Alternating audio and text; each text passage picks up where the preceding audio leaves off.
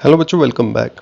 आज के वीडियो के अंदर हम ये डिस्कस करने वाले हैं कि हमारे एसिड्स और बेस में क्या कॉमन चीज़ है।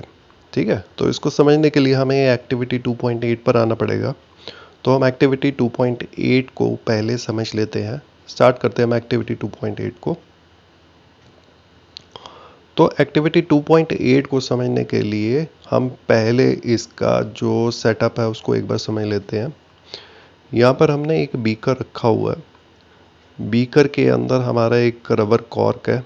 रबर कॉर्क में हमारे दो नेल्स हैं और यहाँ पर हमारा ये बैटरी से ये सारा कनेक्टेड है। हमारे पास एक बल्ब है। ठीक है, अब हम समझ लेते हैं कि हमें इसके अंदर क्या ऐड करना है। तो पहले हमने कुछ सॉल्यूशंस लिए हैं, जैसे हम ग्लूकोज का ले सकते हैं, अल्कोहल का ले सकते हैं, hydrochloric acid and sulphuric acid. तो यहाँ पर हमारे डिफरेंट सॉल्यूशन को हम टेस्ट कर सकते हैं। अब हमें क्या करना है, we have to connect the nails to the two terminals of a 6 volt battery through a bulb and a switch. तो यहाँ पर हम इसको दो जो हमारे टर्मिनल्स हैं उनके साथ हमने इसको कनेक्ट कर दिया।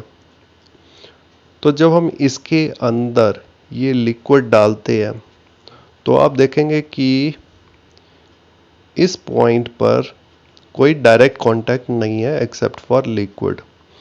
तो अगर लिक्विड से ही बिजली पास होएगी तो हमारा जो बल्ब है यहाँ पर ये जलेगा, अदरवाइज नहीं, यहाँ पर नहीं स्टार्ट होएगा। ठीक है, अब हम एक्टिविटी के ऊपर ध्यान देते हैं। Now pour some dilute hydrochloric acid in the beaker and switch on the current. तो यहाँ पर हमने डाइल्यूट हाइड्रोक्लोरिक एसिड इसके अंदर डाला और जब हम स्विच ऑन करते हैं तो आप देखेंगे कि बल्ब जो है वो जल जाता है। अब हमने नेक्स्ट पॉइंट कि we have to repeat with dilute sulphuric acid. तो जब हम डाइल्यूट सल्फ्यूरिक एसिड के साथ भी रिपीट करते हैं तब भी हमारा जो बल्ब है वो हमारा ऑन हो जाता है। ठीक है, अब हमारा नेक्स्ट एक्सपेरिमेंट के अंदर हमने ग्लूकोज और अल्कोहल सॉल्यूशन हमने यूज़ किया। तो आप देखेंगे ग्लूकोज और अल्कोहल सॉल्यूशन जब हम ऐड करते हैं तो वहाँ पर जो है बल्ब जो है वहाँ पर ऑन नहीं होता। तो इसका रीज़न क्या है, उसको रीज़न को समझते हैं। तो रीज़न एक्चुअली इसका ये है कि जब भी हमारे जो एसिड्स होते हैं, acids contain H plus ion as cation and anion as Cl negative. ठीक है, मतलब जो HCl है, HCl के अंदर Cl नेगेटिव आयन भी है और H प्लस आयन भी है। तो इन दोनों की वजह से जो चार्ज आयन है इनकी वजह से जो है इलेक्ट्रिसिटी पास होती है। ठीक है, HNO3 नाइट्रिक एसिड में NO3 नेगेटिव आयन होता है, इसकी वजह से ये पास होता है। सल्फ्यूरिक एसिड के अंदर सल्फेट आयन होता है और इथेनोइक एसिड के अंदर भी हमारा आयन होता है। तो एक बार इसको समझ लेते हैं।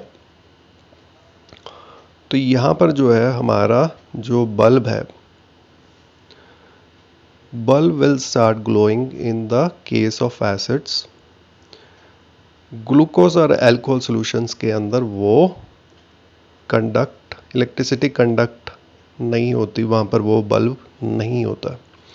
सो glowing of bulb indicates that there is a flow of electric current through the solution.